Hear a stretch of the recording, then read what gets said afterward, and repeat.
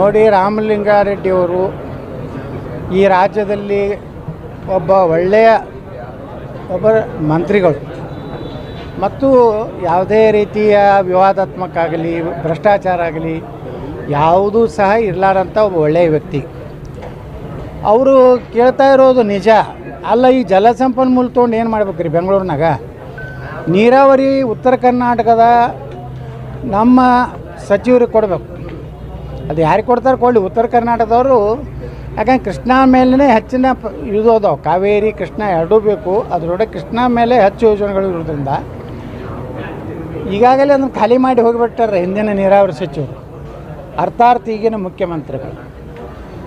ಮತ್ತೀಗ ಅಲ್ಲಿ ಏನೂ ಇಲ್ಲ, ಅದನ್ನು ಕೊಟ್ಟು ಬೆಂಗಳೂರು ಈ ಮಹಾನಗರ ಅನ್ನುವಂಥದ್ದು ಭಾಳ ದೊಡ್ಡ ಬಂಗಾರದ ಖನಿಜ ಇದೆ. ಪಾಪ ನಮ್ಮ ಕೃಷ್ಣ ಬೈರೇಗೌಡರು ಅಷ್ಟರು ದುಡ್ಡಿನ ವ್ಯಾಮೋಹದ ಮನುಷ್ಯ ಏನಲ್ಲ. ಆ ಒಂದು ಇಲಾಖೆ ಇಂಡೈರೆಕ್ಟಾಗಿ ತಾವೇ ನೋಡ್ಬೇಕಂತೇಳಿ ಮುಖ್ಯಮಂತ್ರಿ ಡಿ ಕೆ ಶಿವಕುಮಾರ್ ಅವರು ಈ ರೀತಿ ಒಂದು ಒಳ್ಳೆಯವರಿಗೆ ಕಾಲ ಇಲ್ಲ ಕಾಂಗ್ರೆಸ್ನಲ್ಲಿ. ಎಲ್ಲ ಪಕ್ಷದಲ್ಲಿಯೂ ಒಳ್ಳೆಯವ್ರ ಕಾಲ ಭಾಳ ಕಡಿಮೆ, ಆದರೆ ಕಾಂಗ್ರೆಸ್ನಲ್ಲಿ ಅಂತರೂ ಎಲ್ಲರಿಗೂ ಒಳ್ಳೆಯವರಿಗೆ ಎಲ್ಲೋ ಕಾಲಿಲ್ಲ.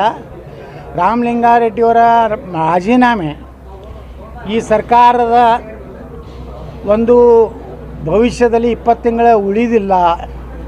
ಈ ಸರ್ಕಾರದಲ್ಲಿ ಸಾಕಷ್ಟು ಭಿನ್ನಮತ ಪ್ರಾರಂಭ ಆಗ್ತದೆ. ನಿನ್ನೆ ನಮ್ಮ ಹಿಂದಿನ ಸಹಕಾರ ಸಚಿವರಾದಂಥ ರಾಜಣ್ಣವರು ಸಹ ಹೇಳಿದ್ದಾರೆ, ಅಹಿಂದವನ್ನು ಸಂಪೂರ್ಣವಾಗಿ ನೆಗ್ಲೆಕ್ಟ್ ಮಾಡ್ತಾಯಿದ್ದಾರೆ ಅಂತೇಳಿ. ಅಹಿಂದಾನೇ ನಮ್ಮ ದೊಡ್ಡ ಒಂದು ಶಕ್ತಿ ಇತ್ತು, ಅದನ್ನು ಕುಂದಿಸುವ ಕೆಲಸ ಮಾಡ್ಯಾರ ಅಂತೇಳಿ ರಾಜಣ್ಣ ಹೇಳಿದ್ದಾರೆ. ಈ ರೀತಿ ಅಪಸ್ವರ ಏನು ಪ್ರಾರಂಭ ಆಗಿದೆ. ಇವತ್ತು ಕರ್ನಾಟಕದಲ್ಲಿ ಮೊದಲೇ ವಿಕೆಟ್ ಪತನ ಆಗಿದೆ. ವಿಜಯಪುರದಲ್ಲಿ ಮೊದಲನೇ ಹೋರಾಟ ಪ್ರಾರಂಭ ಆಗಿದೆ. ವಿಜಯಪುರ ಹೋರಾಟಕ್ಕೂ ಕರ್ನಾಟಕದ ಸಚಿವ ಸಂಪುಟಕ್ಕೂ ಎರಡು ಏನು ಸ್ಪಷ್ಟ ಸಂದೇಶ ಅಂದರೆ ರಾಜ್ಯ ಸರ್ಕಾರ 20 ತಿಂಗಳು ಪೂರೈಸೋದು ಆಗುವುದಿಲ್ಲ ಮತ್ತು ರಾಜ್ಯದಲ್ಲಿ ಹಿಂದೂ ವಿರೋಧಿ ಸರ್ಕಾರ ನಡೆದಿಲ್ಲ ಅನ್ನೋಂಥ ಸಂಕೇತ ಇವತ್ತು ವಿಜಯಪುರದಲ್ಲಿ ನಡೆದಿದೆ. ಮತ್ತು ಕರ್ನಾಟಕದಲ್ಲಿ ರಾಮಲಿಂಗಾರೆಡ್ಡಿಯವರು ರಾಜೀನಾಮೆ ಕೊಟ್ಟಂಥದ್ದು ಧೈರ್ಯ ಮಾಡಿ ನಾನು ಇಷ್ಟೇ ಹೇಳ್ತೀನಿ, ಅವರು ಹಿಂದೆ ಸರಿಬಾರ್ದು.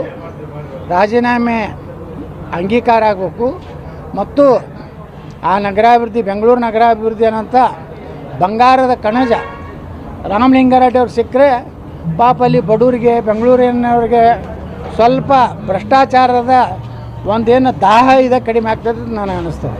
ಈ ಪರ್ವ ಮುಂದುವರಿತಾರೆ ರಾಜೀನಾಮೆ ಪರ್ವ 100% ನೋಡಿರಿ. ಈಗ ಅಲ್ಲಿ ಯಾರೂ ಸಮಾಧಾನ ಇಲ್ಲ. ನಮ್ಮ ಎಂ ಬಿ ಪಾಟೀಲ್ರೆ ನಿನ್ನೆ ನೋಡಿದ್ರೆ ಪ್ರಮಾಣ ವಚನ ತೊಗೊಂಡ್ಮ್ಯಾಗ ಹಿಂಗೆ ಮಾಡಿದ್ರು. ಅಂದ್ರೆ ಎಲ್ಲರೂ ಒಂದಾಗ್ಯಾರ. ಇವರು ನಮ್ಮನ್ನ ಯಾರೂ ಹಳಿನಾಗಿ ಕೇಳಾಗ್ಯಾರ ಅನ್ನಂಗಿತ್ತು ಅದು ಸಂದೇಶ. ಎಂ ಬಿ ಪಾಟೀಲ್ ಅಸಮಾಧಾನ ಹೊರಗೆ ಬಿತ್ತ, ರಾಮಲಿಂಗಾರೆಡ್ಡಿ ಅವ್ರದ್ದು ಹೊರಗೆ ಬಿತ್ತ. ಇನ್ನೂ ಯಾರ್ಯಾರು ಅದವ್ರ ಗಿರಾಕಿಗಳು ಗೊತ್ತಿಲ್ಲ. ಇನ್ನೂ ಮತ್ತೆ ಇನ್ನೂ 20 ಮಂದಿನ ನಾವು ಸಚಿವರು ಮಾಡಬೇಕು. ಅದ್ರ ಗತಿ ಏನು? ಎಲ್ಲ ಹಸದು ಕೂತಾರೆ. ಎಷ್ಟೋ ಮಂದಿ ಕಣ್ಣೀರು ಹಾಕ್ಯಾರ. ಯಾರು ನಮ್ಮ ಸಂತೋಷ್ ಲಾಡ್ ಕಣ್ಣೀರು ಹಾಕೋತ ಹೋಗ್ಯಾರ. ಅಲ್ಲಿಂದ ದ ಗ್ರೇಟ್ ಜಮೀರ್ ಅಹಮದ್ ಖಾನ್ ಅರ್ಧಕ್ಕೆ ಪ್ರಮಾಣ ವಚನ ಅರ್ಧಕ್ಕೆ ಬಿಟ್ಟು ಹೋಗ್ಯಾರ. ನಾನು ಭಾಳ ದುರ್ದೈವ ಅಂದ್ರೆ ನಮ್ಮ ಮಠಾಧೀಶರು ಕೆಲವು ಮಂದಿ ಕೇಸರಿ ಕ್ಯಾಮಿ ಹಾಕ್ಕೊಂಡು ಜಮೀರ್ ಅಹಮದ್ ಖಾನ ಉಪಮುಖ್ಯಮಂತ್ರಿ ಮಾಡ್ಲತ್ತ ಹೋಗ್ತಾರೆ. ಇವ್ರಿಗೇನು ಮಾನ ಮರ್ಯಾದೆ ಏನು ಸ್ವಲ್ಪ ಬೇಕಲ್ರಿ? ತಮ್ಮದೇನು ಇನ್ನೂ ಯಾವುದಾರು ಒಬ್ಬ ದಲಿತ ಹಿಂದುಳಿದ ಯಾವುದೋ ಒಂದು ಜನಾಂಗಕ್ಕೆ ಅನ್ಯಾಯ ಆಗಿದ್ರೆ ಹೋಗಲಿ.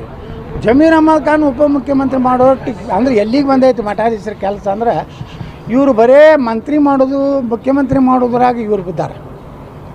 ಈ ರಾಜ್ಯದ ಜನರಿಗೆ ಬೇಕಾಗಿದ್ದು ನೀರಾವರಿ, ನಿರುದ್ಯೋಗ ಯುವಕರು. ಇವತ್ತು 4 ಲಕ್ಷ ಹುದ್ದೆ ಖಾಲಿ ಅದಾವು.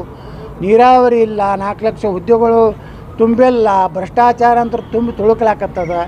ಮೊದಲೇ ಕರ್ನಾಟಕದ ಬಜೆಟ್ ಏನೋ ಬೊಕ್ಕಸ ಖಾಲಿ ಆಗಿದೆ. ಇಂಥದ್ರಲ್ಲಿ ರಾಮಲಿಂಗಾರೆಡ್ಡಿಯವರ ಮೊದಲನೇ ಏನು ಪತನ ಆಗಿದೆಯಲ್ಲ, ಇದು ಪತನದತ್ತ ಡಿ ಕೆ ಶಿವಕುಮಾರ್ ಸರ್ಕಾರ.